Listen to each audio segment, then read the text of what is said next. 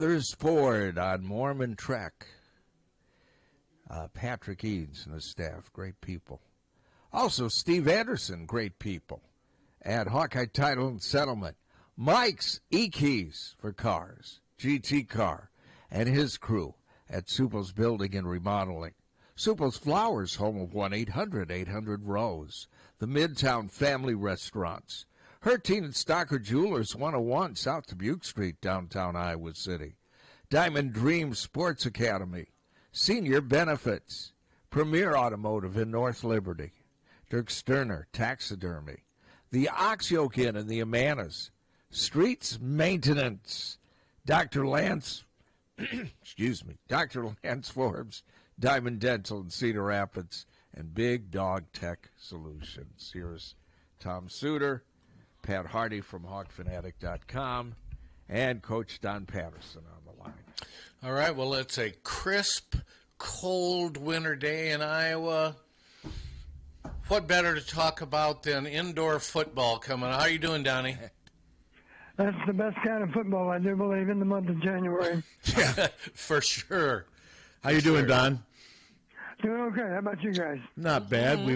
Tom and I were just kind of talking about the frustrations with the Iowa women team right now. But we're here to talk football. I'm curious, did you go to the game yesterday, Don? The women's game? Yes, we did.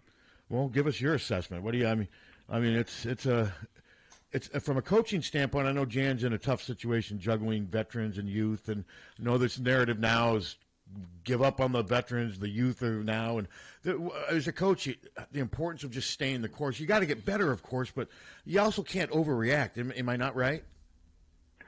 Well, you're right about that. I made the comment to Lisa as the game was winding down. I said, I believe two players deserve more time than what they've been getting, and that would be jersey numbers 1 and 2. How does Strimlow get 9 rebounds? That's amazing. Yeah, she's a fighter. Well, I think Stremlow, McCabe, and Aaliyah Guyton. But McCabe has been getting minutes. But when she makes threes, she makes threes. When she doesn't make threes, she doesn't bring a lot. Can we agree on that? But you're right. Well, she reminds me a lot of Gabby last year. Yeah. All the Iowa fans love Gabby for what she did for women's basketball. But the truth is, if she wasn't hitting her threes, she became a little bit of a liability. That's exactly right. That's exactly right. Yeah, that's how we. And McCabe kind of fits that same mold. She's not as good a defensive player. Yep. Strimlow also does a good job at distributing the ball. Yeah, she's the best passer on the team. Yeah, and Kylie Feuerbach is a great defender, but she just right now she can't score. And with Feuerbach, and with I Allfalter, agree with you. I love Kylie for how she plays. She's really feisty. She is. She is a good defensive great player. defender. Despite lack of size, she's so quick. Yep. And plays hard. But it seems as if she just simply lost confidence in her perimeter shooting. And, of course, she needs to be able to knock those shots down for us. No, and Tom and I were talking. I mean, Addie O'Grady, 5 of 7, 1 of 2 players in double figures. But like Tom said, she turns the ball over, and sometimes it's not her fault. Their post passing still is a mystery. But before we wrap this, but Don, how much of this is like the 800-pound gorilla in the room is they're trying to move on without the greatest offensive player in the history of women's basketball, who wasn't just a scorer, a distributor, and had the ball in her hands all the time. And a team that knew where everybody was going to be, and they knew their roles, and I think that's what we're lacking here. And the girls around her last year were really good that are gone, but how much of this is the Caitlin Clark effect in your eyes as a coach? Well, it's absolutely part of it. I made this observation yesterday, too. You know what we don't see anymore? We don't see any transition baskets. Exactly. I couldn't help but notice I saw Hannah running the floor yesterday, trying to make a play on a fast break, and whoever had the ball, I can't recall who had the ball at that moment, but they simply didn't see her. Yeah. Caitlin was always looking down the court. Yes, she was. And of course, Hannah did a great job running the court, and she wasn't the only one. There were others at times that ran the court well, too, and got some fast break baskets. I mean, now they can't keep up with Hannah, whereas with Caitlin, there were times where Hannah couldn't keep. There were times we'd come in here and Tom like, God, if Hannah would have just caught that one pass. But Caitlin threw some passes that were so imaginative and whatever that sometimes her teammates couldn't handle. But not ready to give up on them yet. They're 2-4, like Tom said. They still got some some of the lower teams in the conference, but they got to start winning now. Starting with Nebraska at home, you got to beat them. You got to beat them at home. You go 2-5. I mean, it's tough. But well, listen, let's move on to football, Donnie. Since we've talked to you last, there's been they've added 5 players from the portal.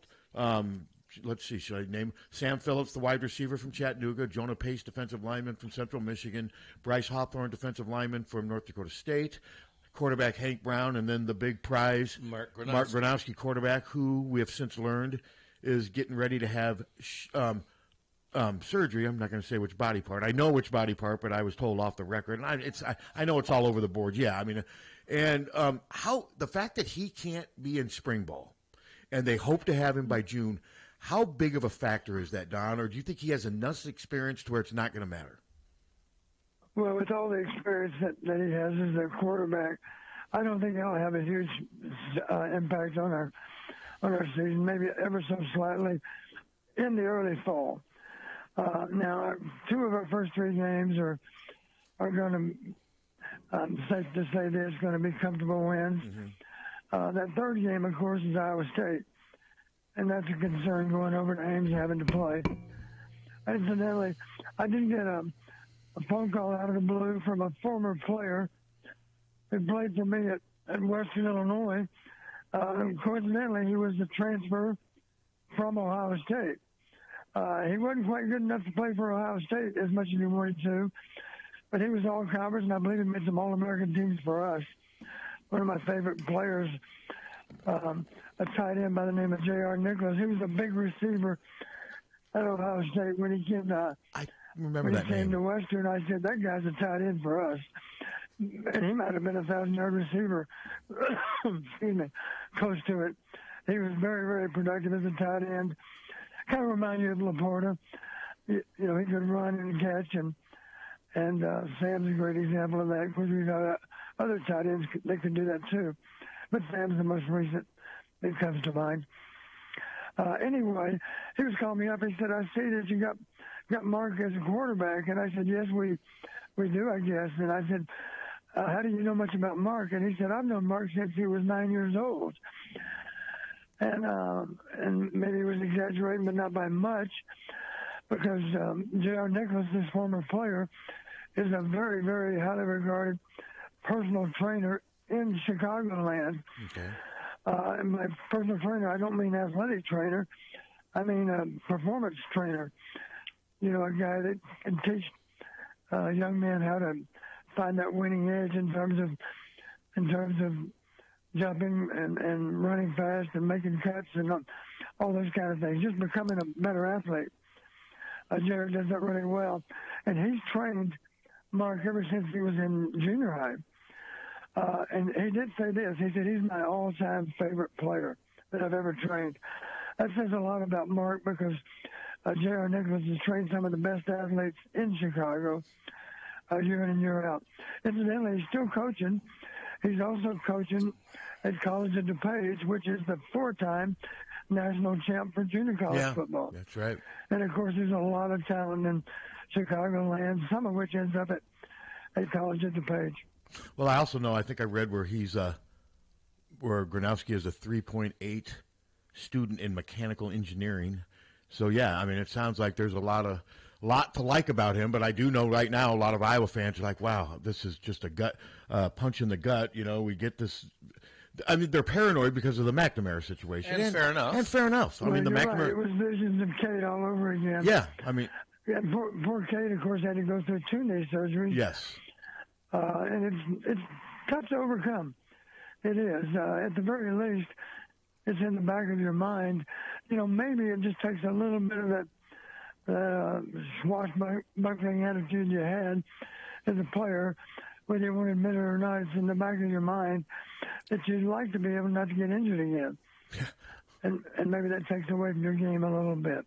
Well, and the way he plays, I've watched him. He's a very physical, aggressive. He's like Brendan Sullivan, but whereas Brendan likes to go around the end a lot when he runs, this guy he'll just go up the gut. I'm so many times he'd fake that ball to the running back, keep it, and just go right through the guards and just. I mean, he's got he's 6'3", 230. So, I mean, there's nothing you can do. I mean, he's getting surgery, and you're just going to have to hope that it works out. So, Coach, Yeah, I hope that it's not a major repair. I don't know that is, but the fact that he's been ruled out for spring ball already certainly suggests it's more than just a little routine. And it's been with him. He's had it for a while, I was told, and he played with it, and they just want to finally get it fixed, is what I've been told. So yeah. So what were you going to say, Well, Tom? that tells me it's not a torn ACL. It's something like No, that. right. No. It's not that. And I say knee injury. I don't even know. All I know is it's a lower leg injury. That's what I've heard. But I've heard different. So maybe none of us know. Well, that's good to know because even any kind of lower limb injury to me is a concern because, of course, that affects how well you might be able to run. Yeah. No. Now, one of my concerns, Coach, is as far as missing the spring goes for Mark Gronowski. Is how similar are the systems that South Dakota State runs, and that Tim Lester wants to run? Would that be a big help in that there may be some similarities that will help him grow and adapt faster? It would help ever so slightly, I think. I'd like to always remind our listeners there's a thing called mental reps too, and you're not in there participating, but you're standing behind the quarterback, and you're able to see over his shoulder all the time. So even though you're not the quarterback taking that particular snap, you're still getting your mental reps. And of course, Mark can do that throughout the spring. Obviously, he's way above average as a learner, and that'll give him a chance to digest the offense. I have no doubt by the time fall rolls around, he'll know the offense inside and out.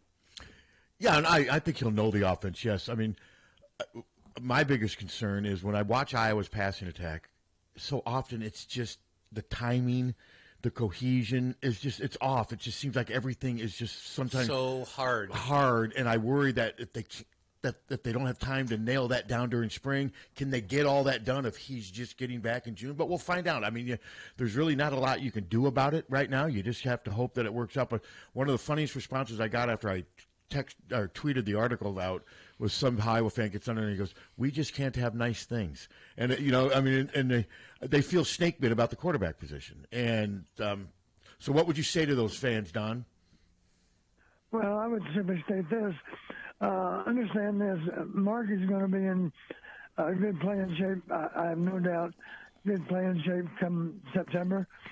And I don't doubt that he'll participate all the way through August. Of course, fall camp is important. And then let's back up even more in the month of June and July. They're throwing together, of course, a lot. And they have a good chance to get to know each other in those months, too. Mm-hmm. So, and then the rest of the story, yeah, we want to play well in September, but it's a long season. Let me just remind you of this. In Game 2, Notre Dame lost to Northern Illinois. Yeah. And here's what you'll find interesting, because I've done the analytics on all those games. That was not a fluke win. If you go back and look at the game, based on the 25 parameters I looked at, I believe, as I recall, Northern won 16 of them. Yeah, Notre Dame couldn't run the ball. 17 of them, I can't remember. I remember this vividly. I'm looking at them now. The top 11 parameters in that game, Northern Iowa won 7. Yeah. Notre Dame won only 4. Yeah, they couldn't run the ball, and they committed turnovers, and the quarterback was terrible. Yeah, and I don't even know how their starting lineup has changed since then. But my point is simply, yeah, you want to play well in September, but you win championships in October and November. Yeah, and their lineup really hasn't changed. I mean, it's the same names for the most part. They're just blocking better. No, you're right. It was a fluke, but it wasn't a fluke, really, if you look back. I mean, Northern Illinois deserved to win that game because Notre Dame did not bring it. Now, I wanted to ask you, Don, to me, the interesting thing here is Brendan Sullivan.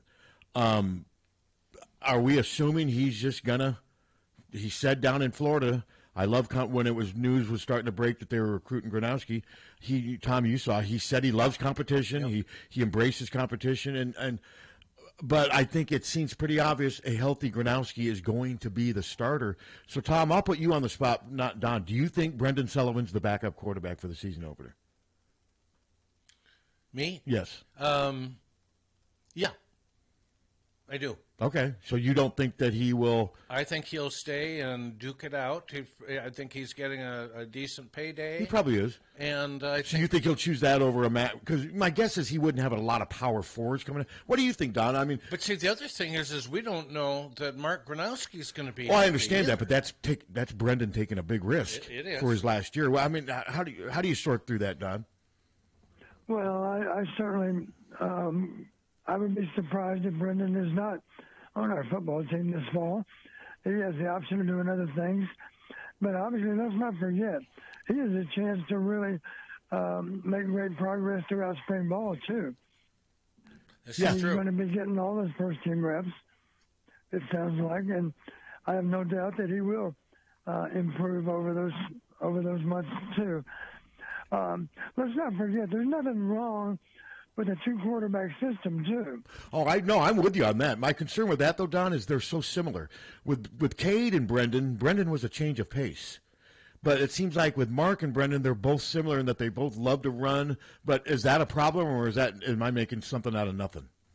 Well, beyond just the aspect of putting in a different quarterback that has a different skill set, we saw that this fall. One thing that did change for us this fall, we became a good team in the red zone, primarily because Sully took the snaps. Mm-hmm. And oftentimes, of course, he didn't keep the ball, but he kept it enough, certainly, to create a lot of questions in the minds of the defense. They didn't know for sure who had the ball sometimes, and that makes us a more effective team in the red zone. So another good example of it, just in the playoffs, the University of Texas has a quarterback that does have better running skills. It's the backup. Mm-hmm. Oh, by the way, his last name is Manning. Arch, yep. Yeah, honestly, I don't know why they didn't put him in on the goal line. I didn't get that either. They've done it in short yardage. They've done it on the goal line before. This time, for whatever reason, they didn't. And I think that's going to haunt the University of Texas because that last drive, of course, was a killer. Yeah, that was unusual. Now there's talk that Arch Manning's got to be the starting quarterback next year, but, you've got Quinn Ewers around there. But there's talk that he's the $6 million quarterback that's in the portal or will be. Yeah. And then, of course, what's his name? Harrison Beck, the Georgia quarterback, who's now at Miami. Beck? What's his name? Carson Beck, is it? I can't. What's his name? Is it Carson Beck? Yeah, he got $4 million from Miami, Don, and I saw some graphic shows all the NFL players that he's making more money than. It's unbelievable for 1 year supposedly he got a 1 year $4 million payment NIL to go from Georgia to Miami. And I'll be honest with you, I wasn't entirely sold on Carson Beck. I wasn't. Yeah, Carson Beck. Yeah, I've never thought that. I thought he was great because of his supporting cast. Yeah. Yeah, exactly. To me, I've seen quite a few Georgia games over the last 3 years, and he played okay, but it seemed like there were times when he didn't play so well. Mm-hmm. And, of course, Georgia might win anyway. And they were just that good. But they had to play without their starting quarterback. Now, I'm sure that was a negative for them. I thought the backup certainly did okay. I did, too. I like it. He didn't just lay an egg. He went out and competed. He's a better runner than Carson. And they had a couple big drops. Yeah, you're right. So I just think this, getting back to our situation, this is no indication at all of what we think of Sully. You just need to have more than one good quarterback. You do. You're right. Yeah. I mean, my gosh, injuries come into play all the time. You better have a good backup because he's one play away. And I'd like to believe, just talking about keeping them both healthy, I'd like to believe in our case, we do have a two-quarterback system. And I realize if Mark's the starter, Mark is also an effective runner in the red zone. But Sully's even a little more elusive, I think. Yes, I believe he is, I will too. say who Mark reminds me of. Two guys come to mind. If you want to think of a college quarterback, I think of a guy like Will Howard. He's a little bit like Will Howard. He's a big, strong guy, and he's not afraid to run the football. Yeah. He's not as elusive as some quarterbacks, but he can run you over. He can fight for extra yardage. He's done that, as has Will Howard. Incidentally, Will Howard has thrown some passes that are head scratchers that have gone against Ohio State. Let's hope they don't do it against Notre Dame unless you're a Notre Dame fan. But he's had some balls that were really what you had to classify as a poor decision. You know, he just threw it to a guy that was wearing the other jersey. And thankfully for Ohio State, it hadn't hurt him here in the playoffs. And he is playing well right now. But he still had, as any good Ohio State fan will tell you, he's had a few moments we wish we could have back. Oh, without question. For sure. Like when he took the knee too late against Oregon, and he's had some issues. Yeah, Oregon and Michigan both come to mind. Yeah. I believe there was a player, too, in the Michigan game that was a head-scratcher. And, and I'm a Notre Dame fan all my life, but if both teams play up to their potential, I think Ohio State's better. What do you think, Don? Well, if you put a gun to my head, I'd have to bet on Ohio State. Okay. Yeah. I was a little surprised to hear. I think the early line at Vegas is something like 9.5 points. For Ohio State? Yeah. Well, that's huge. I don't know about that. That seems high. Now, I don't know if that's true. Somebody, and I didn't even talk about point spreads, but I just want to comment that it surprised me that they were the early favorite by that much of a margin. I thought it would be like 4.5. I do what I can point it to also. I went back, of course, I didn't look at all 15 games they both played. I looked at 14 games. I'll tell you what, the obvious question is, why did you cut off one game? Slacker? I'm sorry? You're slacker, Don. We're joking. Well, the only reason I cut off one game, to be honest with you, I had a hard time getting 15 teams spread across my piece of paper I was working on. So I just cut it by one to 14 teams. And it was pretty easy for me to pick the same opponent and drop them out of both of those surveys. And I'm not trying to beat up on them because I love Purdue. I love Purdue because it provided our daughter with a great education. And I also appreciate how they've played football through the years. But I have to admit, one of those games involving these two teams was 66-7. I believe that was Notre Dame. Yes. As I recall. And Ohio State only managed to beat them 45-0. So I'll go back and look at those two games too. But I think all I'll find is that both those teams won virtually every parameter versus Purdue. I'm sure I'm not going to learn any more out of that. I'll just add one more win for the team that won the parameter, if you follow my logic there. Well, yeah, Notre Dame just ran up and down. It was just a complete thrashing. I mean, and now Purdue's coach is gone. Well, Purdue's awful. Purdue was awful. Their coach is gone after 2 years. Barry Odom's the coach there now. What do you think, Barry Odom at Purdue? You think he can do? You think he can make some noise? I just don't know much about him. Is he an offensive or defensive coach? I think he's more defense, but don't quote. Remember, he was the Missouri head coach for a while. That's what I thought. He was more defense. And nothing against former defensive coaches as head coaches, because Notre Dame's got one that's a pretty darn good coach, too. But honestly, I think in general, I'll say this too, a first-term coach that's got a background in defense is maybe a little more likely to struggle. Now, maybe if he's already proven himself at another school like Odom at Missouri, that's a little bit different. That was part of the problem I think that Purdue had. They had a first-time head coach and had a background in defense. Obviously, he's not going to be a lot of help to those on offense. Yeah, because it was bad. I like to say the best head coaches are a huge help on one side of the ball, but they do not have to be a huge help on both sides. Prime example is Hayden Fry. Another example is Kirk Ferentz. Yeah. I think Kirk's been more help to the offense than the defense. But let's face it, Phil Parker doesn't need a lot of help. Not to mention those other coaches on defense that help him. And neither did Bill Brazier. Mm-hmm. And guys like Barry Alvarez helping him. And Bobby Elliott comes to mind. Mm-hmm. And Dan McCarney comes to mind. So the bottom line, I think the guys best prepared to be a first-time head coach are guys with a strong background in offense. They can make a difference in the offense. And maybe they're going to be just fine as long as they hire a great defensive mind to run the other side of the ball. Hayden Fry didn't sit around worrying about defense. That was Bill Brazier's job. Mm-hmm. And I'm pretty sure Kirk doesn't worry as much about defense either, because that's Phil Parker's job.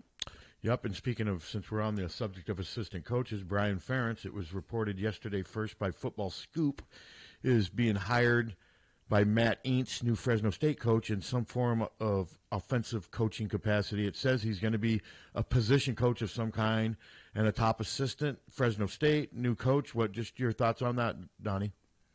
Well, I think my hope for Brian is that he is the O-line coach, because I know he's a very good O-line coach. He's a very good tight end coach, too. But I just think he could have a bigger impact on the offense if he was coaching those 5 guys up front. A tight end position, maybe it's not quite as easy to have a huge impact on the offense, realizing you're not coaching 5 players, coaching 1 or 2 that are out there on the field at any given time. So I'm just happy for Brian that he's in a good spot. It sounds like he knows a lot about his head coach. He certainly understands how to motivate young men. He'll do a good job with that. There's no doubt in my mind. He simply didn't have a lot of experience as a play caller, and I think that was the biggest problem that he had. Yeah, he was in over his head. And not to mention, of course, the players we had at certain positions that made his job a little more difficult.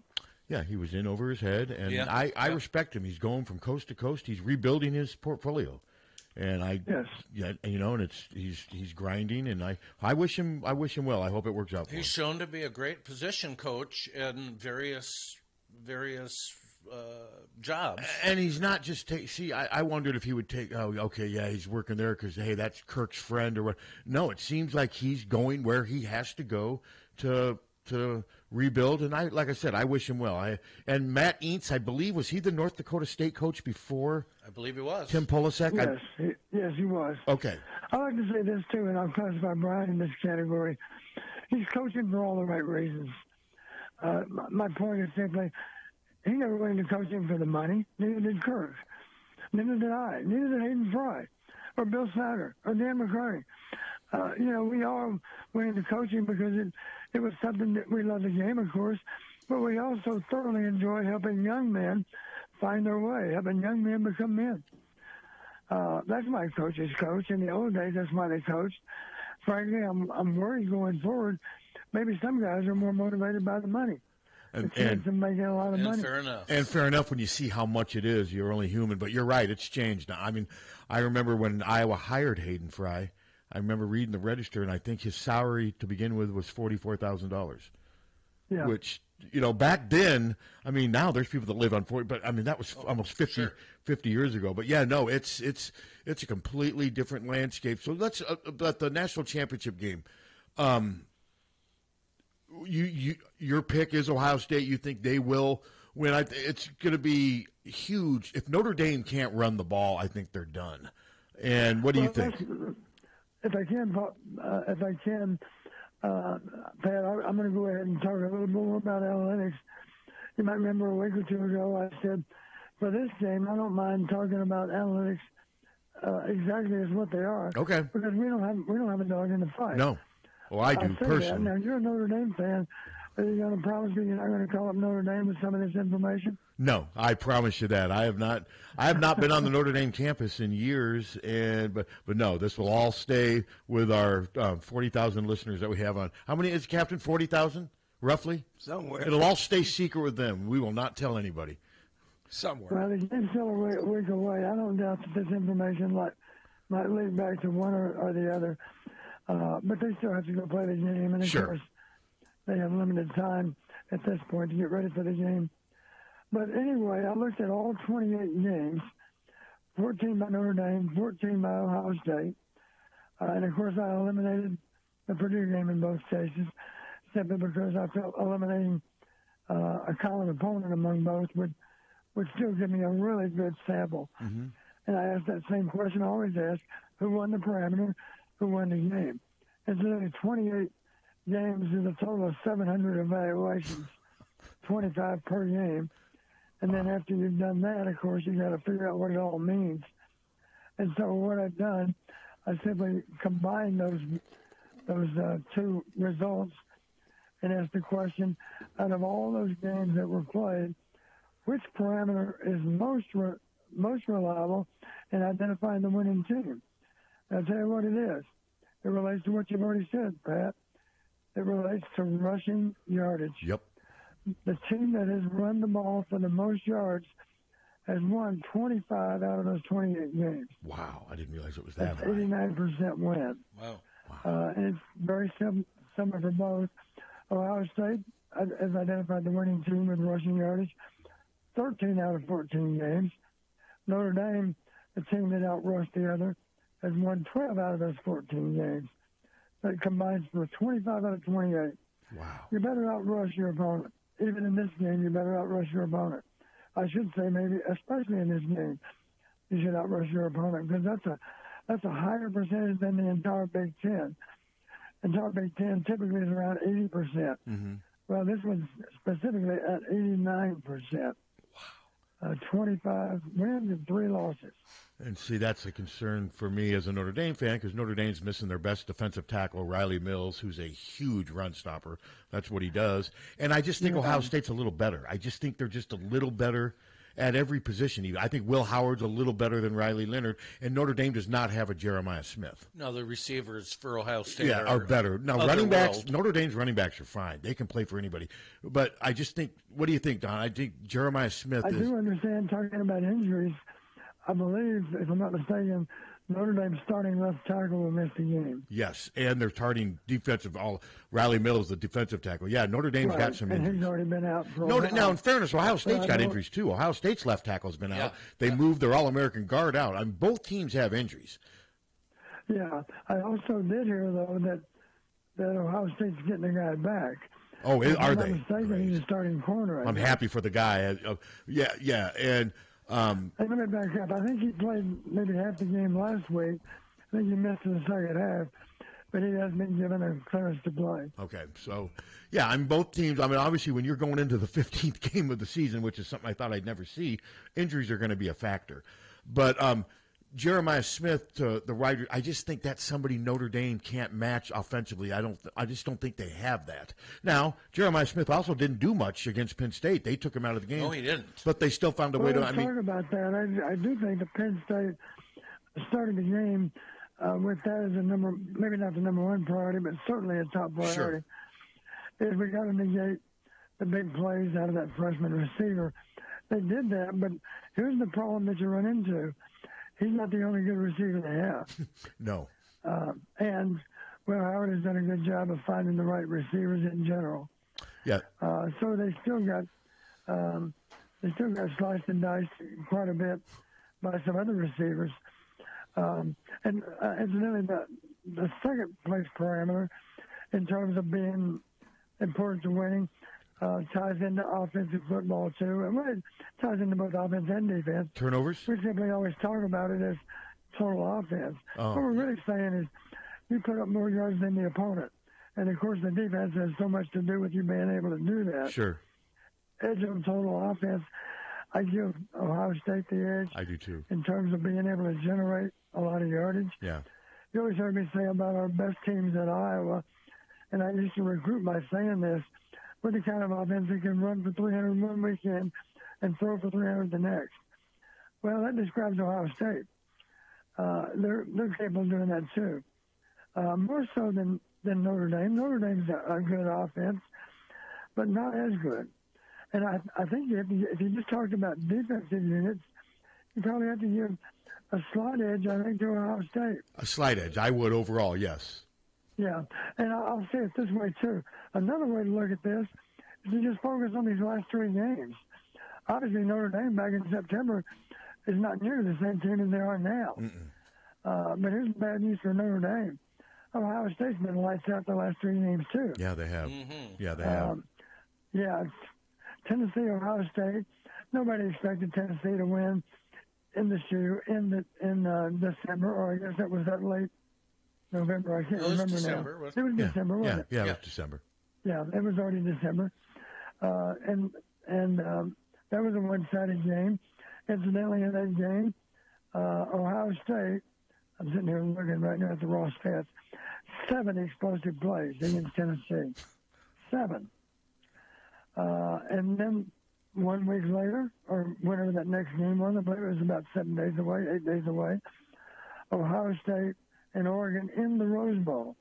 and you got to give slight home field advantage to Oregon because it's on the West Coast. Yeah. Ohio State in that game, 7 more explosive plays, and amazingly enough, 6 of them were super explosive, meaning they were 30 yards or more. So Don, I think if, let's say both teams don't run the ball very well, where I give Ohio State the edge because I think if that happens, which could very easily happen, I think Ohio State can withstand that better than Notre Dame on offense. Do you agree with that? I do think so. I do think if they have to rely on the passing game, they're a little more, they got a few more weapons, I think. Mm-hmm. And I have to, I mean, my gosh, Ohio State's been rough on people with pass rush here lately, too. Yes, they have been, yeah. Incidentally, that's another good stat. It's not quite as good as the other two, but edge on defensive sacks, 21 wins and 4 losses. So that's 84% win. Which turnovers? Where are turnovers in that ranking? Turnovers is not as much as you think. Really? Incidentally, that's got to be a priority for Ohio State. I think you probably know the team that's best at generating turnovers is Notre Dame. Really? I was not aware of that. Notre Dame generated 32 turnovers. I think Ohio State, and I've had this complaint of Ohio State in the past, it seems like they don't worry much about turnovers because they're so good on offense, they feel like they'll outscore you anyway. Well, I think their number for the year is in the teens. Okay. It's not as good as you would think. Now, here's the bad news for them. They can beat you even, I'll say it this way, Notre Dame better win on turnovers because if they're even on turnovers, advantage goes to Ohio State again. I would agree, yep. Yeah, Notre Dame needs to win on turnovers. +1, I think, evens their chances. +2, obviously, enhances it considerably. But +1 is not necessarily good enough against Ohio State. No, you're right. Even is certainly not good enough. You better beat them on turnovers. So if I was a Notre Dame coach, I'd say one priority, we got to win on turnovers. I'd like for that to be more than +1, but even +1 obviously helps your chances. And how important to be even is to lose to Ohio State more often than not. How important is winning on special teams? And one thing, Notre Dame's kicker is back. He's on a roll right now. How important do you think special teams are going to be, Don? Well, there could be advantage for Notre Dame.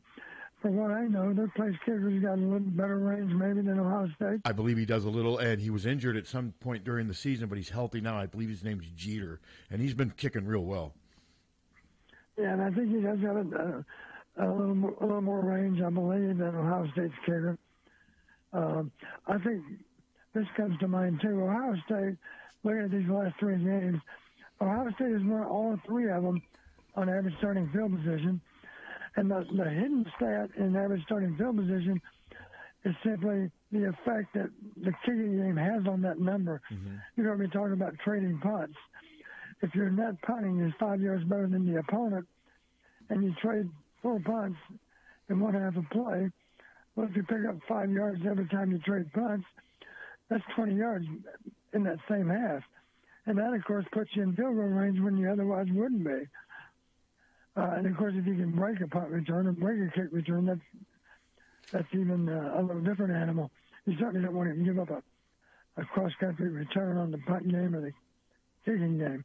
But I think, and just to give you an idea, that's another stat that's worth having on your side.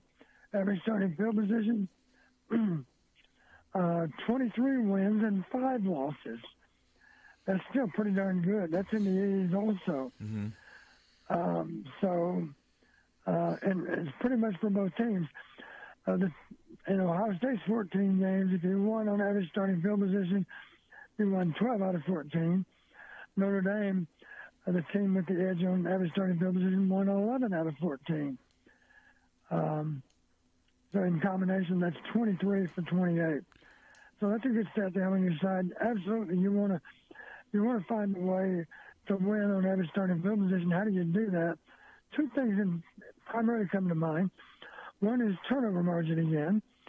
One way to gain a big advantage on field position is to start off on the other end of the field because of the turnover. Mm-hmm. And the other one, of course, would be kicking game, how to pick up yards there. There's another hidden yardage in there, and it's called penalty yardage.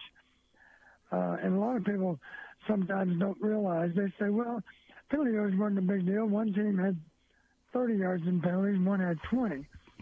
Yeah, that doesn't sound like a very big differential.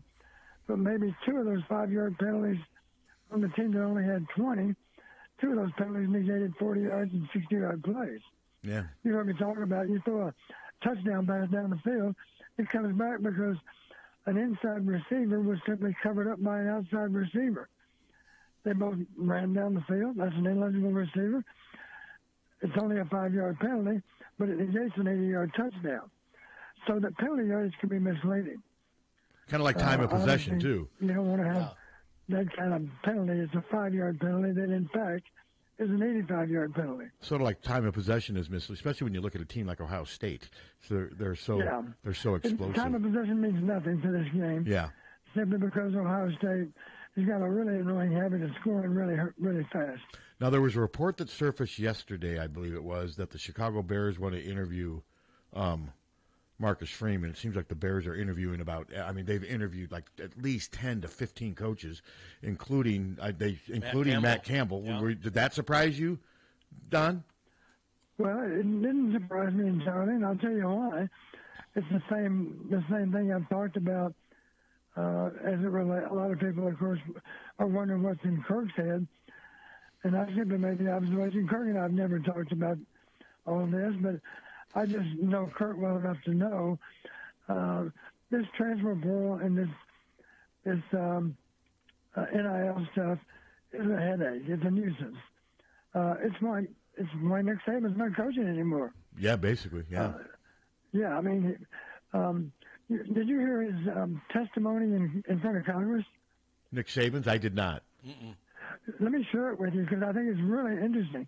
And I didn't hear it live, but I heard it on, I think on ESPN. I heard it somewhere on TV. It was simply this. Nick Saban was testifying, and he related a story. He said one of our traditions at Alabama is on Sunday morning on recruiting weekends. We'll have the recruits over to the house. Oh, that's right, to go boating. With their parents, and of course a lot of coaches do that. Yep. I believe Kirk and Mary do that all the time. And that's just a Sunday morning tradition. And here recently, they were getting ready for one of those breakfasts. And Miss Terry, and that's of course Nick's wife, she said, "Nick, why are we doing this?" And he said, "What do you mean?" And she said, "I'm talking about these Sunday morning breakfasts." She said, "It seems like all the people are interested in is how much money we're going to pay their son." And he said, "Yeah, you know what? You're right." And he just acknowledged that to the committee in D.C. And I'd also heard him say one time, "I'm tired of the same 2 questions I get from recruits. How much playing time can you promise me, and how much can you pay me?" And that's not why we went into coaching. None of us. Right. None of us older guys. That's not why Kirk went into coaching. That gets to be a headache. So, frankly, it doesn't surprise me that Matt Campbell might want to more seriously consider the NFL now, if only because college football, I don't think it's quite as much fun as it was. No, and it makes me wonder back in 2002 after Kirk had the breakthrough, remember, he was considering the Jacksonville job. You wonder if the landscape was back then was like it is now. He may have left. Yeah. He may have. Similar I wouldn't have blamed him. Kirk was in his mid-40s back then. Coaching college football was more fun back then, I think. Yeah.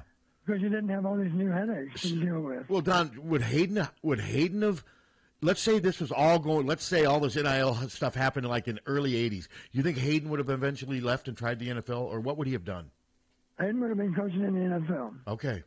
Interesting. You don't think he would have... I can say that because Hayden always had an expression, the tail will not wag the dog. Who's in charge? The head coach is in charge. Well, with the new landscape, it's a little more difficult for him to feel like he's in charge. Mm-hmm. So and you think times when it feels like they're in charge? Okay, so you don't think he would? I mean, the portal and NIL. You think he would have said, "The hell with this! I'm going to the NFL."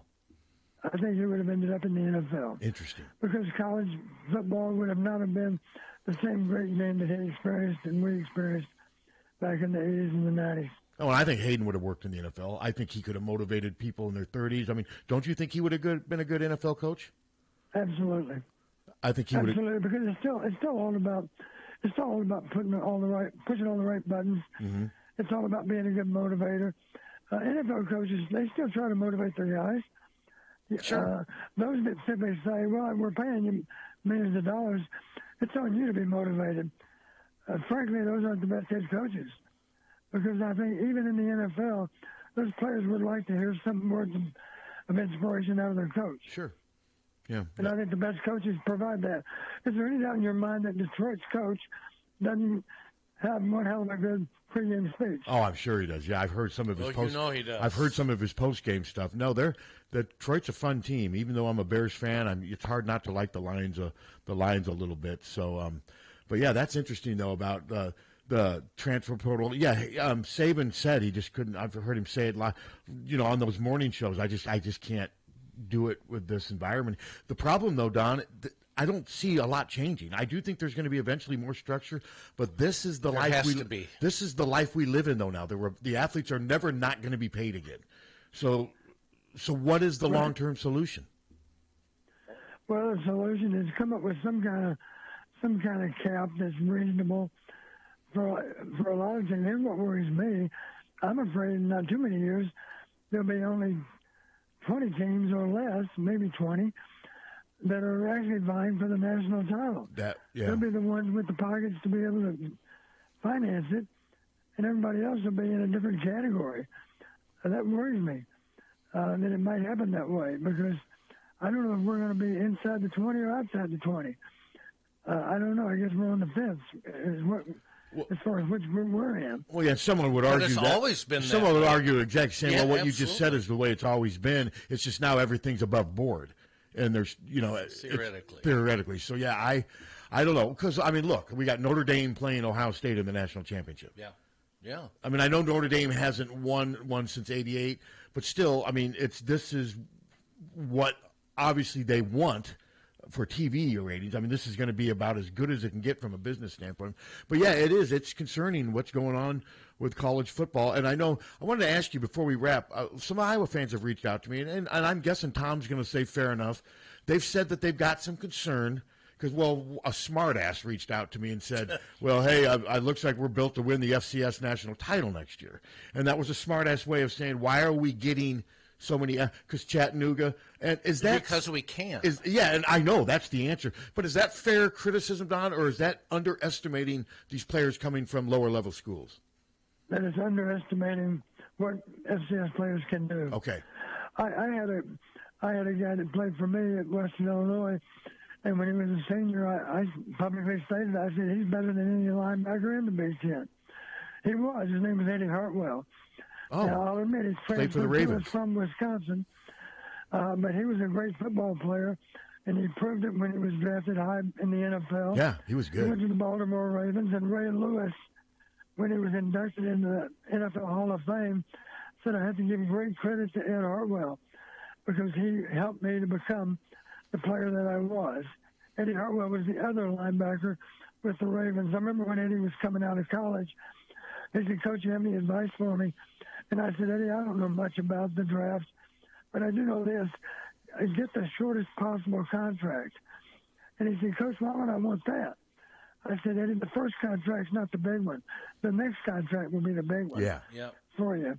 Well, he got a 4-year contract with the Ravens, as I recall, and that was one more year than what I was hoping he would have, because sure enough, after 4 years, he got a huge contract to go play for the Atlanta Falcons, except he had to wait until he'd already played 4 years in the NFL to get it. And the rest of the story, it went to Atlanta and probably tore his Achilles tendon and was never the same player that he was with the Ravens. And he played another 2 or 3 years maybe, but he wasn't the same player. And then the same thing, I believe, happened to some degree to Khalil Mack, who's another great player I'm very familiar with, that played for us at Buffalo. You're saying, how could a great player end up at Buffalo? We actually played when Khalil was a senior. We played at Ohio State, and they beat us pretty good. I think it was something like 50-20. But I do remember after the game saying this, every Ohio State fan will tell you the best player on the field today was not playing for Ohio State. He was playing for Buffalo. And he's proved it in the NFL. Khalil Mack. Yeah. he did have a great game against Ohio State. I remember he intercepted a pass and ran it back for a touchdown, not to mention doing all those other things he does on every play for the game. Now, And he's the guy that was playing at Buffalo. My gosh, we had a running back at Buffalo that was really, really good, and he didn't have any major offers either. Khalil Mack had one offer to play FBS football, University of Buffalo. That's why he ended up there.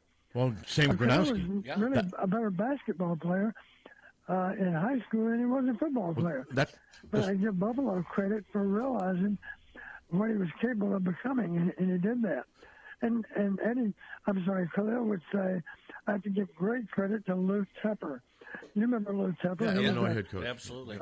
Defensive coordinator at Illinois, became the head coach at Illinois, got fired as the head coach, and he was still a great football coach. I know that because I coached with him at Buffalo. He developed Khalil Mack, and Khalil would tell you, I'm not the same player without the influence of Coach Tepper. You know, Don, Gronowski only had, South Dakota State, from what I've read, was his only offer. He had a chance to walk on at Iowa and a couple other schools, and he went there and proved himself. So, no, you're right. I do let Sam Phillips, he does have over 2,000 career receiving yards at that level. So, that to me, that says something. He's awfully small. He looks like he's going to be a slot receiver. But I'm one of these guys, wait and see. The performance on the field, nobody was raving about Drew Thelwell when he transferred from Morehead State. I remember people saying, Morehead State, give me a break. And now you could argue that he's the best player on the Iowa basketball team right now, in a lot of ways, or the most influential. That horrible game we had the other night in Madison, as I recall, he had 25 points. He was the bright spot, yes, and the fans love him, and he affects the game in so many ways. So yeah, I wait to judge these guys. I want to see them first, and so Tom, I'm trying to think if we covered everything. We got the Matt Campbell. I wanted to ask him about Brian Ferentz. I'm trying to think if there's anything. So Donnie, have you come right out? Correct me if I'm wrong. Is he maybe as tall as Tim Dwight? Sam Felt, they list him at 5'10". Dwight was listed at 5'8" or 5'9", wasn't he? You guys never tried to exaggerate his height. They list this kid at 5'10", don't they? He's not as fast as Tim. I don't know if he's. I doubt he's as fast as Tim. He isn't, physical as Tim, but he's fast. Yeah. As you know, Tim is a very physical player. Yeah. But that's okay. The bottom line, he gives us more big play potential than we had before. No, you're right. He's a guy that's capable of making big plays. He's proven that. And I hope they can figure out a way to get Weechin involved in the passing attack a little bit. Use his speed. I know he's not a great receiver, but if they could just figure out a way to use his speed like they have on special teams, I hope they can do that this spring. Yeah, that brings to mind, you heard me say, let's just talk about the end of the half last week it was Ohio State that did it, right? Or was it, who had the play? Somebody right before the half had a play. I can't. God, I've watched so much sports, I can't recall. Well, here's what I do remember. They got the ball back. The opposing team scored a touchdown right before the half. They got the ball back. Yeah, it was Ohio State. They spread people out, and there were, there's 30 seconds. I believe it was Ohio State. It was, and it was Henderson. Yeah, it was Ohio State, wasn't it? Oh, yeah, the screen pass. Yes. Here's what I hate to see. I hate to see teams take a knee at the end of the half. And I'll tell you why. You've got no chance to score or to get in field goal range if you take a knee. But I don't care if there's 30 seconds left and you're 80 yards away. Yeah, you can take a knee if you got a big lead. That's fine. But let's imagine the game is tight. Here's a radical thought. How about running a really safe play that might be a big play? Like a screen pass. How about a screen pass? And, man, did they How about execute a draw it. play? Those plays have a chance to go because, let's face it, those backs, if you have a back that's got home run potential, get in the ball in space, and ideally, if you can put some big linemen in front of him, that's even better. And that's exactly what Ohio State did last week. Yeah, that was executed to perfection, and that was a former five-star phenom high school running back who made it look easy when it really wasn't easy. Real easy. It was just executed perfectly. Amazing play. Donnie, great stuff as usual. It's been another fun season. I figure we'll do this as spring ball as we get closer to spring ball. We'll maybe do some type of spring ball update with you, Tom. I think we've covered. Sounds great. I think we've covered everything. It's been another great season. I know our listeners love hearing you, Don, and I'll stay in touch. And Tom, well, so Donnie, have you come right out and said that who you think's going to win? Oh yeah, give us your. I think it's going to be. I do think Ohio State will win. I'm with you. Sadly, I feel the same way. I just think they're a little better. I think they're going to have to play way below their level for Notre Dame to win. And that could happen. We'll see. I'm not giving up. Back on the expression I've heard ever since I was young. Luck of the Irish. Yeah. Well, you never know. Freeman's an amazing coach. What I hope happens is Notre Dame's struggling, and then all their players start feigning injuries, and that helps them come out and win the game, and then we can come back and do a really fun radio show the next Monday. You think any Iowa fans would call in? Yes, and they'd all be 80-plus years old. Yes, they would. Okay. Well, Donnie, great stuff. I will be in touch, and like I said, we'll do this again in the spring. That sounds good, guys. Have a great day, and enjoy next Monday night. I think it's going to be a great game. I do, too. Thank you, Coach. Thanks, we appreciate your time. Yep, take care, guys. Yep. All right, and speaking of time, we're going to take a quick break, and then we'll come back and talk some basketball. From the Harty and Stalker Studios in the heart of the Hawkeye Nation, this is the mighty 1630 KCJJ, Iowa City. Harty and Stalker Jewelers, making memories, making moments. Meteorologist Brittany Merlot. Sunny and cold today, with high temperatures tapping about 20 degrees, but blustery winds whipping out of the west, gusting up to 30 miles per hour. This is making us feel more like near zero. A few flurries could be flying around late tonight, but no accumulations are expected, and the cold has a grip on us tomorrow, too. All ahead of a nice warm-up by the end of the week. That's the forecast on the mighty 1630 KCJJ. It's 10 degrees at our studios. KCJJ weather. Brought to you by Plum Supply. Plum Supply, kitchens and baths. Your home never looks so beautiful. 1-800-800-ROSE. 1-800-800-ROSE. Your FTD florist is the only number you need to know to send flowers anywhere in the country or Canada from anywhere in the country. 1-800-800-ROSE. It's so easy. Just remember one number. 1-800-800-ROSE. Your FTD florist.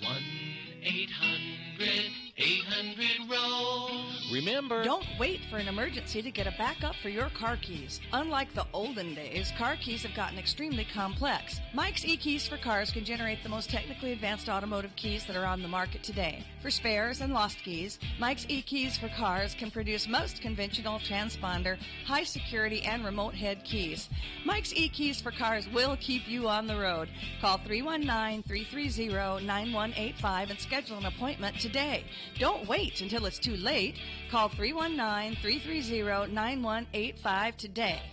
For a gift that your loved one will treasure for a lifetime, find it at our family-owned jewelry store in Iowa City, Harty and Stalker Jewelers. We can show you diamond engagement rings, colored stones, fashion jewelry, and watches.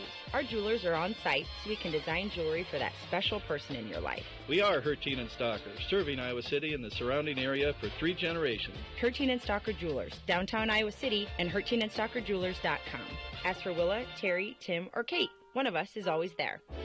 Hi, this is Jill Sterner with Sterner Taxidermy in Lone Tree. It's hunting season again, and I'm inviting all of you hunters to follow us on our Facebook page. You can view Dirk's award-winning artistry, his workmanship that he completes with each individual piece. We can be reached at 319-330-1774. Again, 319-330-1774. So the holiday season is winding down, and you know what that means. The dreaded chore of taking down the outdoor Christmas lights. The cold, the wind, the tangled cords, the burned out light strands. You can't wait to just shove them into a box and worry about them next year. Wouldn't you rather leave those lights up and customize them for different holidays all year long? Well, now you can with Illumalight's permanent outdoor lighting from Big Dog Tech. Illumilights provides illumination for every occasion, holiday lighting, accent lights, security, and of course lighting for all your favorite sports. The Illumilights app lets you create your own patterns with color, motion, brightness, and static control over every individual light, or use Big Dog's presets to transform your home or business. The professionally installed track system makes Illumilights LEDs virtually disappear until you turn them on. Rated at 50,000 hours, you'll enjoy stress-free convenience for years to come. For more information about Illuminlight's permanent outdoor lighting, go to BigDogTEK.net or give them a call at 319-395-0800. That's 319-395-0800. Are you tired of living in a home that doesn't quite meet your needs? Then it's time to call the experts at Streets Maintenance. Their team of skilled professionals specializes in renovations and remodeling, transforming your home into the space you've always dreamed of. From kitchen bath remodels to complete home renovations, no job is too big or too small. Streets Maintenance will work with you every step of the way to ensure your vision becomes a reality. So don't wait any longer. Call Streets Maintenance to schedule your consultation at 400-4483. Let's start building your dream home today. There's a problem here in eastern Iowa. There's not enough Hawkeye fans. I mean, really, shouldn't everybody be a Hawkeye fan? Well, maybe not, but you should be a fan of my team at Hawkeye Title and Settlement. Hi, I'm Steve Anderson, and my team of experts at Hawkeye Title and Settlement know what they're doing. Call us at 351-8600. Hawkeye Title and Settlement, the team you love, the people you trust.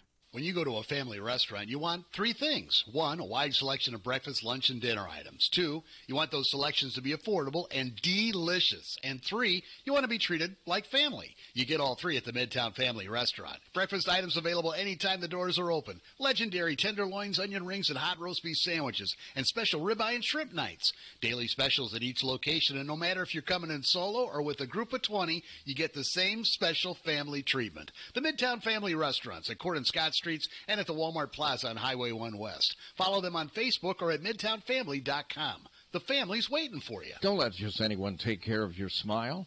At Diamond Dental, you can expect compassion, expertise, and a personalized care plan to protect your teeth for life. With more than 30 years of combined experience, Dr. Forbes and his staff are prepared to tackle even your toughest dental problems, leaving your smile healthy and sparkling. Diamond Dental offers a full range of general and cosmetic dentistry, as well as dental treatment options for snoring and sleep apnea. It's never too early to start thinking about what's best for your smile. Schedule an appointment today by calling 319-390-3703 or visiting the office at 5815 Consul Street Northeast, Suite D1 in Cedar Rapids. You can also visit DiamondDentalPC.com for more information. Dr. Forbes is a proud sponsor of the Hawkeye Wrestling Club and the Inner Circle. Let the Diamond Dental team provide superior care for your entire family. This is Leah Pasha, and I've been saying, hit a deer, call Premier, for years. But it's time for something new. It's still where you need to go for deer divots and door dings, as well as damaged dashboards. That's what my dad Nathan's driving at and dreams about. Why not say, when your car is dinged, be a deer and call Premier? I think Dad's going to love that. Premier Automotive, North Liberty's premier auto body repair shop. Be a deer and call Premier Auto Body in North Liberty.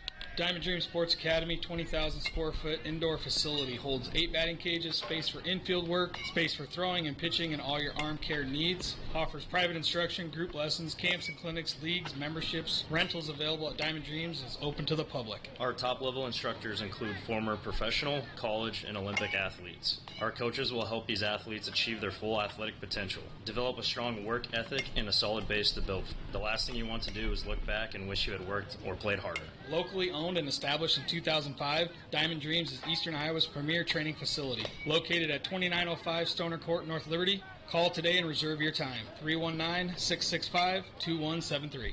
319-665-2173. GT Carr, owner of Supple's Building and Remodeling, has been offering unmatched service and quality for over 25 years. The trained professionals at Supple's Building and Remodeling will install and guarantee the products used in any job, no matter how big or small. They also stand behind their work and offer no-nonsense, exceptional customer service from design to completion and beyond. Whether it's a simple window replacement or a major house addition, you'll have the confidence that Supple's Building and Remodeling is committed to quality. Visit Supples.net or call them today at 319-337-2246. When someone is kind enough to share their time with us, we better make it worth their while. They don't want to do people call it the game, right? Patrick Gades and Terry Adams of Deary Brothers Ford Talk about what Here For You means to them. You don't have to spend a half a day in our dealership to get that good competitive price. We just want to try to deliver that to you up front. And that makes me feel good, makes me proud. Because that's what people want. They want a fair, honest deal. As far as the statement Here For You, we want to not just say it, but live it. Find out what it means to you at Deary Ford in Iowa City. Hi, this is Bill Leixenring from the Oxyoke Inn. The Oxyoke Inn is now serving daily. Our Oxyoke family is ready to serve you with the same quality of food and service you've come to trust since 1940. Now serving lunch, dinner, banquets, and carry-out daily with 4 portion sizes. Sundays featuring our famous brunch buffet. You can also order curbside carry-out and pies to go online and take the comforting taste of the Oxyoke home to your family's table. Visit oxyokeinn.com for hours, menus, reservations, carry-out, specials, and gift cards.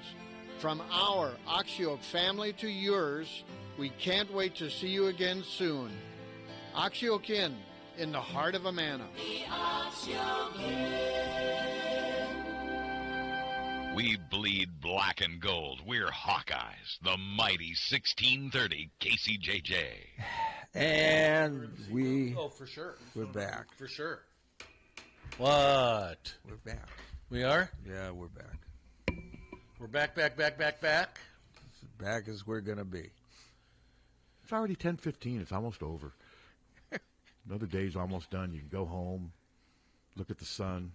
Boy, I can't believe the sun's showing itself like it is today and underperforming.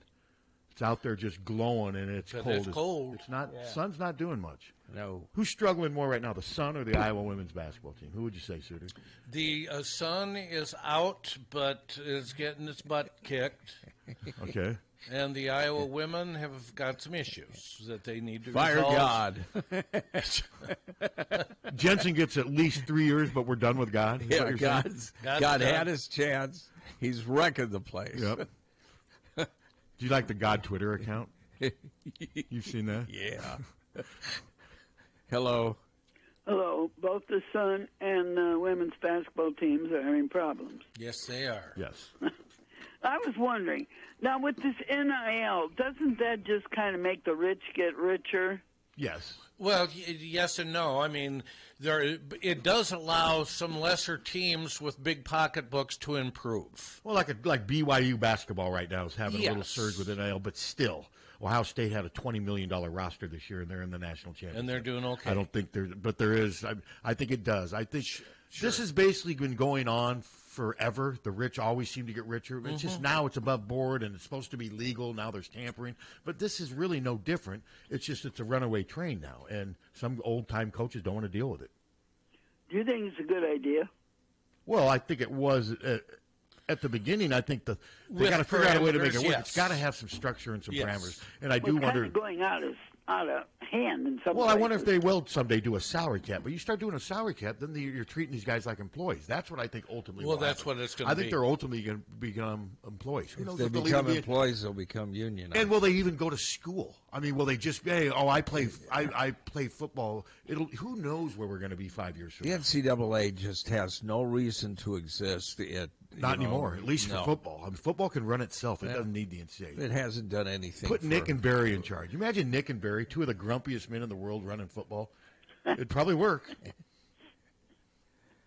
Well, I don't know. I kind of think that the NIL ended up making the college teams professional.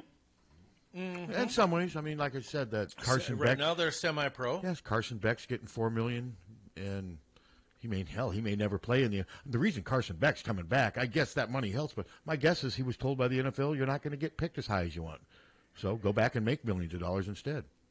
Yeah. Well, some of these people, I think they make more in the NIL than they would. Well, they if do went at the beginning, yes. on to pro. They do at the beginning, but if Carson Beck was to go to the NFL and play and get a second year, then there'd be no comparison. Yeah. But that's a big if. I don't know if Carson. I'm with Don. I don't think Carson Beck's that great of a quarterback. But if Miami wants to spend $4 million on him, hey, more power to you. And also, I couldn't believe the men how they played on Was it Saturday night? Yeah, Isn't it funny how different how the narratives have changed in like 10 days? Now Fran's a god and Jan should be gone, right? It's just unbelievable. It's nuts. It's unbelievable how schizophrenic the seasons have been And and the fan base is. Yep. Yeah. And there are more people coming, except the ends are still kind of vacant. No, that was And not for one Indiana. or That was two not a great ends. crowd for a Saturday night against Indiana. The crowd that was not a great crowd. But if they keep winning games like that, they're going to The keep ends building. were better than they've been. But there's still a lot of empty seats. What was it estimated? Did they get to 10? I don't think so, but still. It was close. I mean, it was thought they said Saturday something night. between 8, 9, or something Saturday like that. night against Indiana. The weather was fine. Yeah. But if they keep winning games like that, it'll keep building. The There support. were quite a few Indiana people there. Yeah, and they went home unhappy because Iowa kicked their Yeah. butt. It was a I butt kind kicking. of like it without some of the people there because my area, we don't have a lot of people in there, and it's nice. And that was about as good as defense as I've seen Yeah. Iowa play. Drew Thelwell has really ignited this team Yeah. defensively. Boy, I hope he can find a way to get another year, man. Yeah, I don't see I how. don't see it, but let's enjoy them while we can. But no, they're 3-2. They're 12. They're fine. They're right in the thick of it. And how do you think they'll do out there in I hope they can split. I'm shocked that they're playing both games. We need a split. I watched USC win at Illinois. I know Illinois was missing one of their really good players, but USC looked really good, and they're coming. And UCLA, I mean, to me, I'm more impressed with USC than I am UCLA. I watched UCLA lose at Nebraska by like 15 and was not impressed at all. But if they can get a split on this West Coast trip, assuming they play both games, That'd be good. That'd be okay. Well, UCLA and USC are both 2 and 3. Yeah, they're not. and They're not world beaters. No, they're they're nothing not. like their women's teams. No. Yeah, the women's teams. nothing are top like- now. If they were here, I'd pick Iowa to win both games. Yeah, that would be good. Yeah, so we'll see. Okay, well, don't freeze out there because it's supposed to blow. Oh, it does blow. The weather right now blows. So stay inside. But it could be worse. When I was walking out, I'm like, yeah, it's brutal, We'll but the see sun's outside. shining. No, Aye. it Thanks, could be a lot worse than when you look outside. Oh, there. for sure. Yeah, with the sun at least shining does give you a little bit of a mental boost. It and does. And there's not tons of wind, so it's not. I saw people out walking their dogs this morning like That at was me. 6:30. And it was cold. Hopefully, you didn't take her long. Did you No. Did you put little boots on her? No. Oh, poor Wopsy. I remember I tried to put boots on Lakota, and he took them, bit them off, and then mauled them. I bought they were on sale. I bought them and just went, and he's like, "No, we're not going there." The dog was like son of He did though. I didn't think he'd be able to take them off. He wouldn't even try to walk on them. I put him on him, and he just laid down, got him, and ripped them off. He couldn't get the hind ones off, but he wanted nothing to do with them. So, but how brutal was it this morning? It was cold. Yeah, no, And you say it's not that windy. It was windy enough. Well, it's 'Cause 11. It made a difference. It's 11 and wind chill -9. Yeah, it was windy. But yeah, when I look outside right now, I don't see much breeze. And when I was out this morning, I was like, "Thank God, there's not a constant 20-mile-per-hour breeze, or this would be brutal." What's the wind at now? Did you say 11? No, that's the temperature. That's the temperature. He the said wind. -9 with the wind chill. Oh yeah, no, it's cold, but no snow. Like I said, if this is as bad as it gets for the rest of this winter, we are fine. Most areas around our territory here, 17-mile-an-hour winds. Yeah, I'm just not seeing up to 17. Yeah, okay, up. Yeah, I mean, but there's not a steady. Yeah. Like I'm looking outside right now, and I don't Yeah. see anything blowing. So, like I said, if this is as bad as it gets, fellas, we're pretty lucky. It's not fire. Well, it's Yeah, not. for sure. Well, it's also not snow or ice. Yeah. No, this ain't. This is fine. I can deal with. This is January. Hello. Good morning, fellas. Hi, Terry. Hey, quick question. Talking about this NIL, when they say some high school kid gets $4 million, is that through his college career or is that annually? It varies. It varies. I mean, like some of them, they get it paid. Like if someone gets like a $6 million NIL deal, it's usually over a 3 or 4 year payment structure, and they usually get paid monthly. Is what I've read in a lot of cases. Okay. Well, because I heard a figure from a pretty good source that Ben Keeter, the heavyweight's getting $500,000 a year. I've heard that there's And that 4. just seems I've been told that there's 4 wrestlers getting that. I don't know if that. I mean, those new guys they brought in, Buchanan, they're getting paid. They didn't come here just because they want to be Hawkeyes. They came here because it's a better program and they got a chance to make some money. And more power to them if that's what it is. That's what I've been told. I don't quote me. I don't know if that's true or not. I haven't written anything about it. I've just been told that. I mean, it just floors me that a wrestler is getting paid $500,000 a year. I mean, I'm just floored by that. I can see why you would be floored, but I say more power to them if they can get him, and if there's people willing to do it, and if this can help them beat Penn State. But I'm guessing those Penn State wrestlers are getting a lot of NIL money too. Oh, I imagine. I can't imagine what those guys are getting. Yeah, so it's the Hey, world. was there a new ruling regarding Gable Stevenson at Minnesota? I don't know. I know he's either. competing for him, isn't he? Yeah, he went back. Yeah, he got another year heard out of it. That there was a petition that was put in because he was with the WWF or some darn thing, but I don't see why that would be any different than the NIL money he probably was getting, right? I don't know. I'm not sure about his situation. I just know he's back in the heavyweight. And it's odd. I just know he's back, and that's probably there's maybe one or two guys out there that even have a chance against him. It'll be interesting to see what Ben Keeter does against Gable Stevenson. That's going to be a tough one. Yeah. Well, Keeter's always at a disadvantage. He's probably 40 pounds lighter than most of the heavyweights out there. Well, yeah, and he's going to stay that way if he wants to keep playing linebacker for the. But sooner or later, he may have to make a decision or maybe he can grow into a defensive end. Who knows? So we'll see. He's got a lot of time still to decide that. Well, I heard he's coming back for football next year. Well, he said he is. I mean, he said when they at Media Day that he said that he plans on coming back to spring football. And, I mean, we'll see. I mean, that doesn't mean he's going to That doesn't mean he's going either. to. A lot can change, but we'll have to see. He'll do what's best for him. Right. All right, fellas, you guys have a great day, You too, Terry. Thank you, Terry. All right. You bet. See ya. But, yeah, no, the NIL money is staggering, what's out there. I mean, just the Michigan quarterback getting, $12 million? I mean, that's just ridiculous. And my guess is he's getting that over 3 years, $4 million a year. Yeah, probably. And that's probably how it is, and if it's there, it's there. I mean, Gronowski's not playing here for free either, guys. No. I mean, they had to meet a certain. I mean, Brad made that pretty out. They had to meet a certain level for him to consider Iowa. They did. I think first of all, he tested the NFL, told him you're not going to get picked where you would like to, and maybe might be a free agent. And so then he's like, okay, I got to get some money. I'm going to get as much money as I can in this last year of college, and Iowa was willing to give it to him. And with his GPA and his grades and this money, his retirement is set. He's got his retirement. Yeah. Even if he never plays doesn't play a play in the NFL, he's already Unless made. he pisses it away. Well, yeah, but he's already got more with what I've been told that he's getting from Iowa to put in a retirement than 99% of the people in the world. You know that's what's right. just amazing about this stuff. I mean, it's just, and the money, how you're paid, how you play doesn't really. I wonder if it's going to come down to eventually they'll be able to put in like bonus incentives in NIL deals, because I've had some fans reach out and say, well, why doesn't Iowa have any leverage? You know, McNamara underperformed. Why? Because that's a contract. It's just like it's a contract. It's just like when those pro players sign a contract and suck. They end up being bust, but they still get their money until they get cut.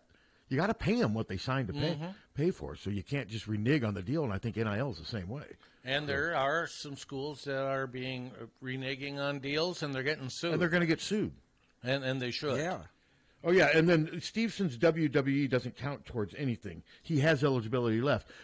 I mean, WWE wrestling's nothing like college wrestling, so they're not even related to the two. So he still has the 1 year left. And remember when there was, and I bought into it, I admit I was wrong.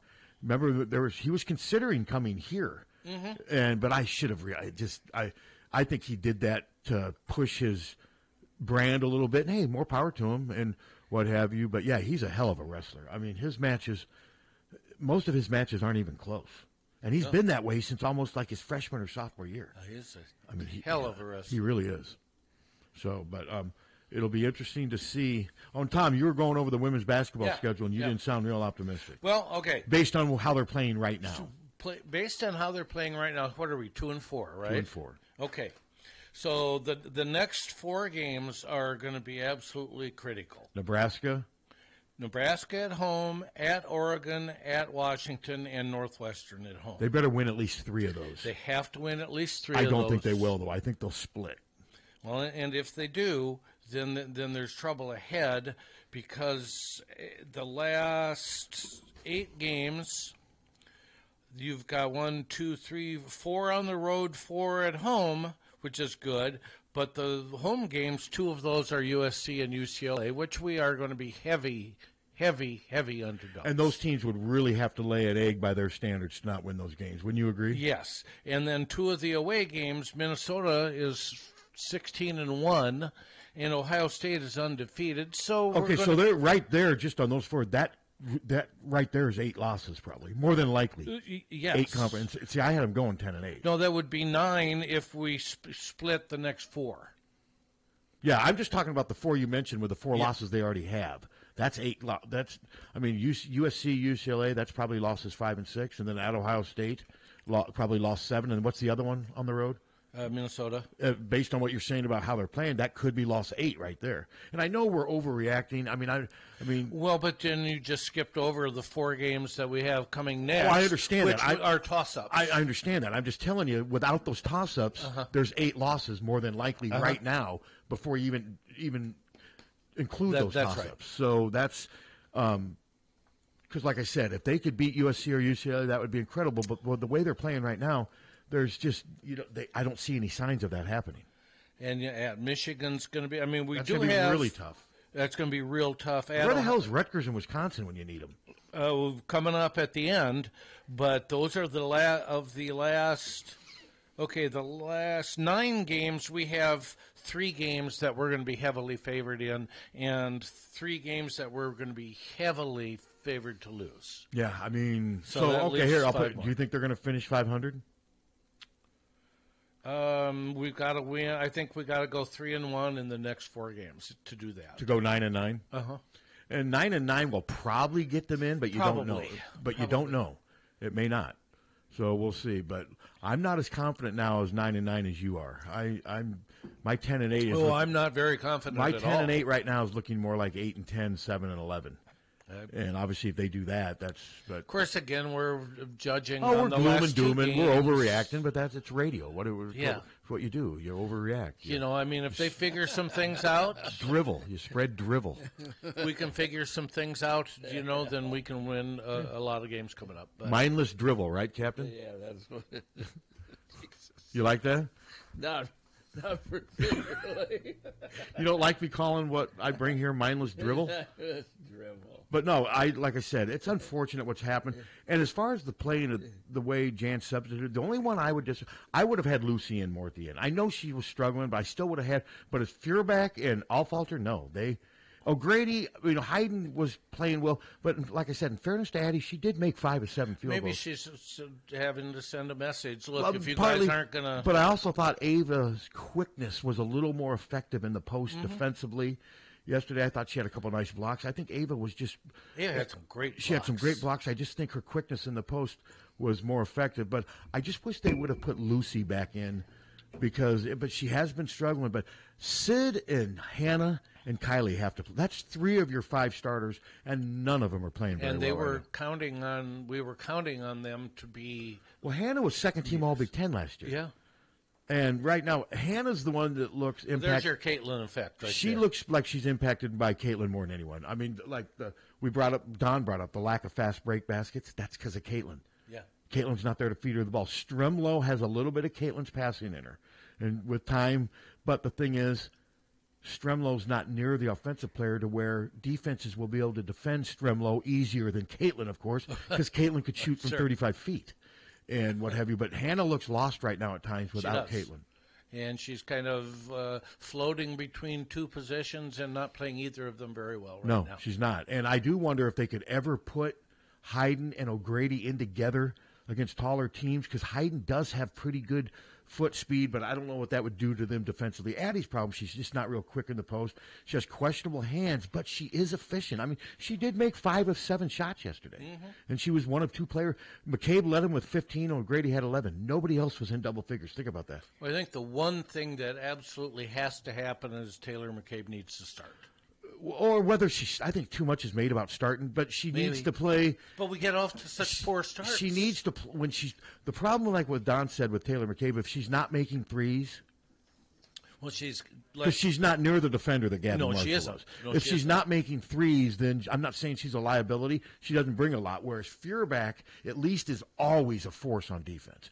Nobody guards the ball better than Feuerbach. No, I mean for she sure. can every time. I mean there were times when they were making that comeback when she was in there at the end where she was harassing that Indiana. She disrupts so much at the point of attack that matters. Mm-hmm. I mean, but they just I would maybe you start McCabe. Just for the sole purpose, is she hot today? Is she going to make a couple threes early? And if she doesn't, then you can bring her around. Yeah, the starting, to me, it's more about minutes than starting. And if you notice, I think you're right. Feuerbach only played 9 or 10 minutes yesterday. She didn't deserve to play more. Yeah, They no, she needed didn't. points. They needed points. And, I mean, who would you say? I mean, but to me, Feuerbach hasn't been as disappointing as Alfalter and Stokey because I had higher expectations for them. Well, Kylie has not been a force offensively since Ever. she's been here. Yeah, no, ever. she hasn't. She's had some flashes, but as a rule, no. Her strength is as a defender. I thought question. Alfalter would be a lot better this year so far. I did and too. maybe she's adjusting to life without Kate and Caitlin and Gabby, but mostly Caitlin. But yeah, Stokey's the one that just right now just doesn't seem like she is comfortable with whatever role they have her playing right now. She can't get her shots off, and she's not using her speed in transition to exploit defenses. And I think that's because Caitlin's not there. Well, and we don't have anybody right now that can get it to her when she is open on the in the transition. So, like I said, a lot of season left. They There is. they got 12 conference games left. Am I right? Yeah, 12. They played 6. A lot, but like a naysayer would say, but that's also a lot of games to lose too. Yeah. Well, they got to get this thing fixed. I still don't think it's time to panic. And as far as making sweeping, whoever starts whatever, I think Jan's going to go into each game with a certain feel. Matchups are going to have a lot to do with it. But I mean, the 4 freshmen, they're in now. Mulaney didn't play much yesterday. No, but she hasn't shot well recently. No, she hasn't. She's not making threes. No. And right now, she's not as good a defender as Alfalter or Feuerbach. So True. And she shoots really well in practice, but her threes just have not carried to the games right now. No, it hasn't. So I think next 4 games are going to be extremely critical because we have to start winning some games. So when did you say to yourself yesterday, they're not going to win this game? Did you fight it out to the very end, thinking there was a chance? I thought there was a chance, but we just. Every time we started to make a little run against them. Garzon would make a 3, or somebody. They would just meet us. Every time we made a run, they would answer, and that was a veteran team that we played, and they showed it. And they went on the road and won a game, and it was, Indiana deserved to win the game, and it really is as simple as that. I just got something from Lance. Flow Wrestling, Olympic silver medalist Spencer Lee versus world champ Masanasu Suku Ono is locked in for February 26th in Coralville, Iowa. Who you got? Guy broke up the Beatles. Yeah. It's Masanusukuki Ono. Okay. And this Japanese kid is good. Some think he can beat the guy Spencer lost the gold medal match to. So that'll be an interesting. I bet you a lot of fans will go and watch that. Let's see. I'm seeing. What's the meet? Or what's the tournament? I don't know what it is. I'm not sure what the event is. If Lance's listening, maybe he will tell us what it is. But yeah, it's going to be interesting to see how Keeter does at heavyweight this year. Because don't you think how he performs will help him decide, I'm going to stick with football? Boy, you would think so. But he did say at Media Day the plan is to get back to football in late March. Boy, it's just so hard. Yeah, in that's this a day lot. and age. It's a lot on your body. It is. Especially since he still wants to play linebacker. I think it'd be easier if he wanted to grow into a defensive end and weigh 260, 270. But at 260, 270, he's not going to be able to play linebacker. So we'll see. I mean, he's a hell of an athlete, and unfortunately, when Gable Steveson decided to come back, that impacts Keeter's chances of, I don't know. I mean, I'm not sure how Ben Keeter would stack up. Well, against chances of winning at the Big Ten for sure. Well, yeah, I mean, and nationally at 2. I don't see anyone touching Steveson at the Big Tens. I mean, that's how dominant he has been. So, all righty then. Anything else? Just the tension, knowing what's going to happen with the women wrestlers. It's just all the matches being so tight. Yeah. I can't believe they won the national duels. Can you? That was like, let's enjoy it. It's called the miracle on the mat. Yeah, the miracle on the ice, and this is the miracle on the mat. All right. Enjoy it while they got it, right? Yeah. All right. Well, thanks to Coach Donnie Patterson for joining us as always. He always is fun to have. Molly Suter is next. HawkFanatic.com. Check it out. It's free.